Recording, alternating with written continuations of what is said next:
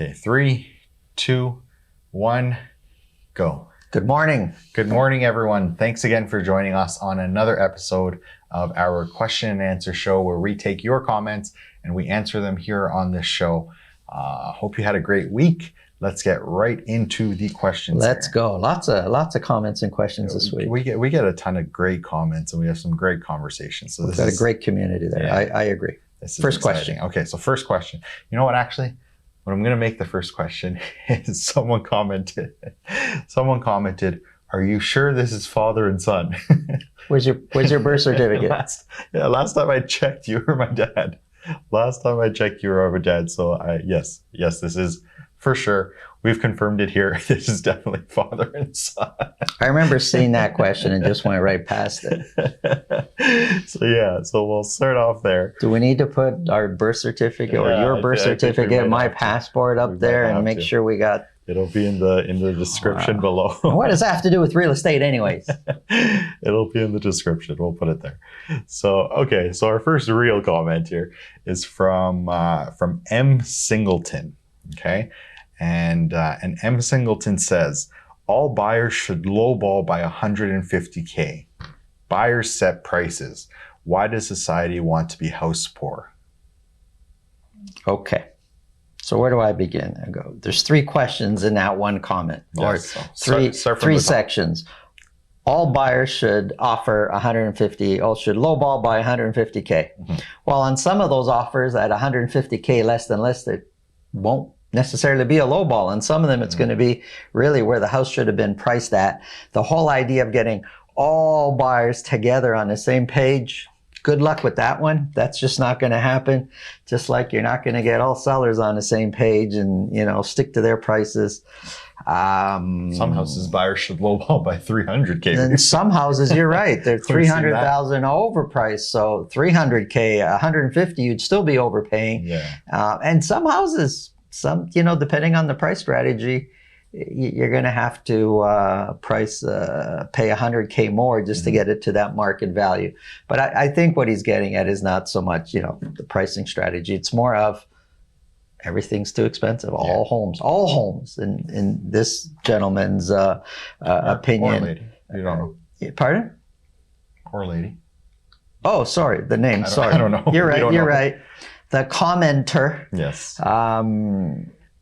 About being house poor, they're expensive. Homes are expensive. And no matter how you slice it, these are the prices. So if you want to buy, this is what it's going to cost now. You could wait for prices to come down, by half, if that kind of works for you, half price of where we are now. But what if they don't?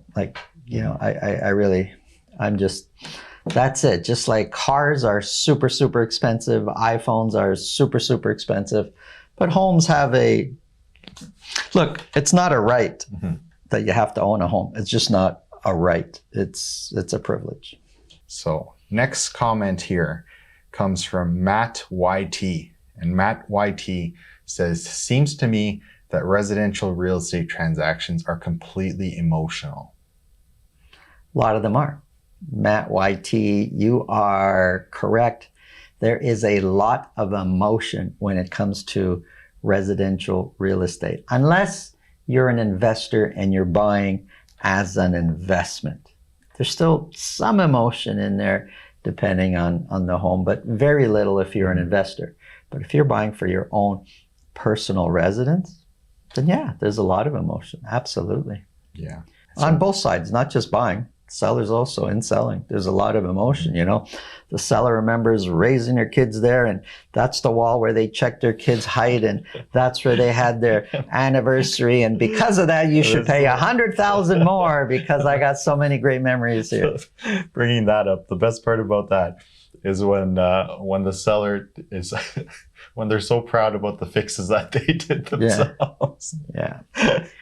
No, trust me, this one's perfect. This wall's never coming down. I did it myself. It's solid rock. The bar that is solid stone that they brought from Wasaga Beach one weekend at a time. It took them 2 years to do it. It took them 2 years to build it.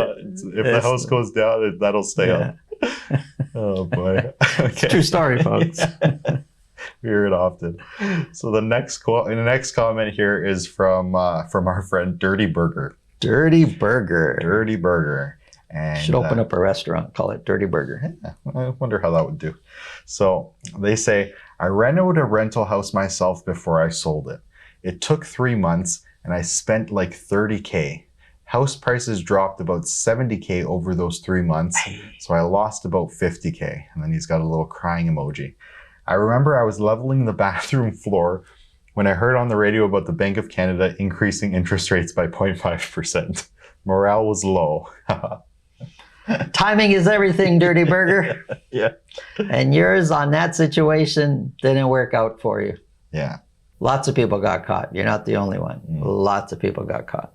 Yeah. So next question, or next comment here is from Mick M. 3680. Mick? Is that short for Mickey Mouse? Maybe. Mick M. But they say, builders should not be allowed to create bachelor apartments smaller than 550 square feet. A one-bedroom apartment should not be less than 750 square feet. This is very sad. And he got 8 likes on, or they got 8 likes on that comment. So I imagine. But the builder, I mean, it kind of ties into a question before. As long as buyers are buying them, builders are gonna pay. Oh, sorry, as long as buyers are buying them, builders are going to build. It's the buyers that kind of control this, and buyers buy them, right? Yeah. They buy them, and so builders will keep building them. I should say, if 750 is the minimum square footage for a one bedroom at today's prices, there'd be a lot of people that have bought as an entry to get into the market, one bedroom for them personally to live in. It could even be a couple living in there. They would never have been able to buy if that one bedroom was minimum 750 square feet, because that's actually quite big for a one bedroom. And a lot of the prices are based on square footage. So there's a lot of people that would not be owning a condo if the minimum size was 750 for a one bedroom. Our next question we have here is from Bayindir06. And they say, I wonder if we take away luxury condo prices, what would condo prices be? Would they be going up or down? I've had this conversation many times, and it's a great question. Logically, that's the first thing that comes to mind. And it's not just for condo prices, it's for the detached market, it's for the semis. If we remove what we put as the marker for the luxury. So in detached, we will use 2 million. For semis in towns, we will use 1.5 million. For condos, we use 1 million. And so many sold at 1 million or more, reflective of the luxury market in the condo market. And I've physically done the exercise. So when I remove those numbers, many times prices don't necessarily do what they're doing. So if prices say are declining overall and I remove the luxury ones, it has a way of boosting up the overall average price, because there's a lot of those say that would be selling for around $1 million. If prices are dropping, those ones now become $980, $990. And it overall, even though prices are dropping, the luxury ones are not now the ones that are right at the border at $1 million, $1,050,000, they're now in the high nines selling because prices are dropping.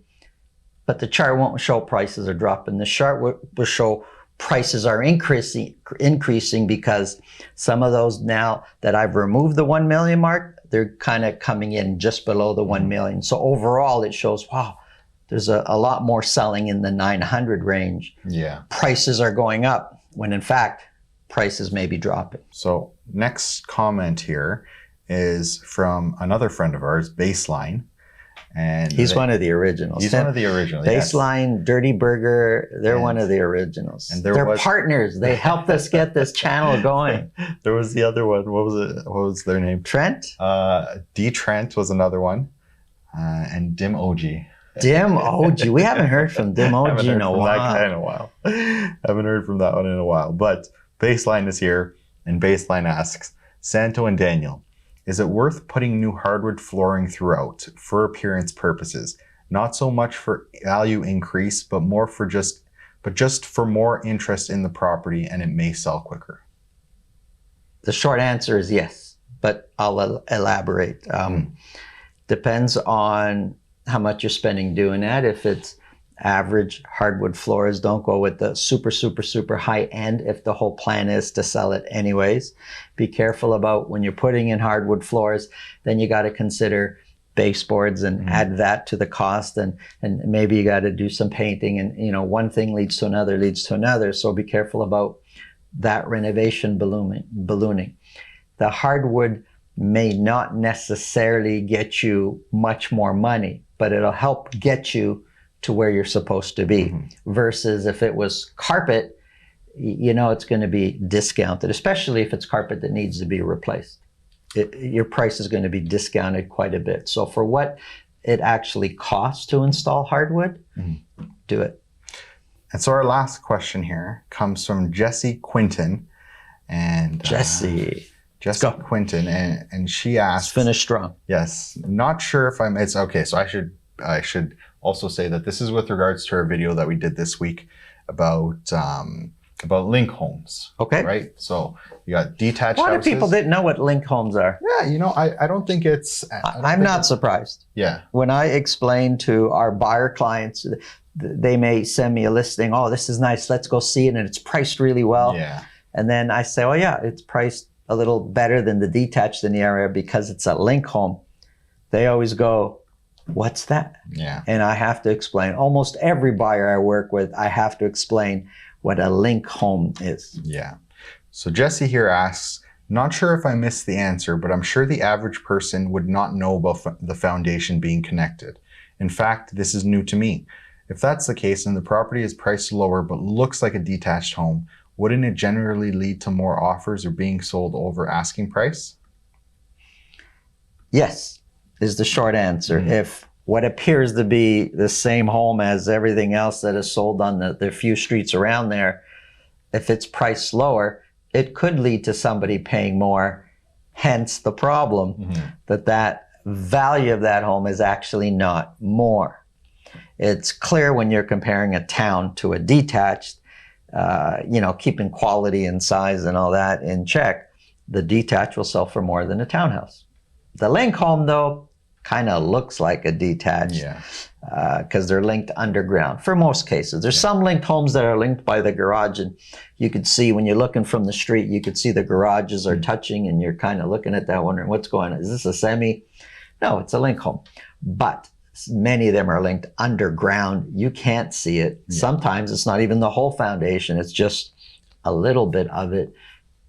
Well, the builders kind of get away with the loophole there. Yeah, we saw one that it was literally touching by 2 points at the end of the foundation. Yeah, just a couple feet right at the end. It was a pie-shaped lot. It opened up really wide in the back, and you would really never guess that this home was a link, especially because there was quite a bit of space in between the two houses. Yeah. Right. But so I think generally most linked homes are disclosed as link homes, and they're priced accordingly.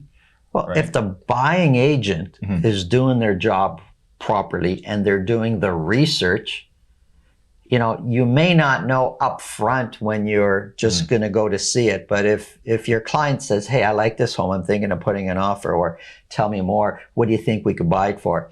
The minute the buying agent starts to do some research, that's right away. I find out it's a link home. You're going to land registry. You're checking out title. You're looking, when was the home built, square footage, all these things. It's clear. It's a link home. It says it right there. Yeah. And so that's when you tell your client, and that's where value change. And if everybody did their job right, you wouldn't be buying a linked home for more than you should. But it happens. Yeah. Okay. Thank you, Jessie, for the question, and everyone else for the questions. That's going to end our video today. We will see you again next week. Again, please leave all your comments in the comment section below for this video, for the market reports, for all the videos. We go through all of them, and hopefully you will end up on this video here. Thank you, son. That's my son. Thank you. Thank you, Dad. Thank you, guys. Thanks again for watching. We'll see you guys soon. Have a great weekend.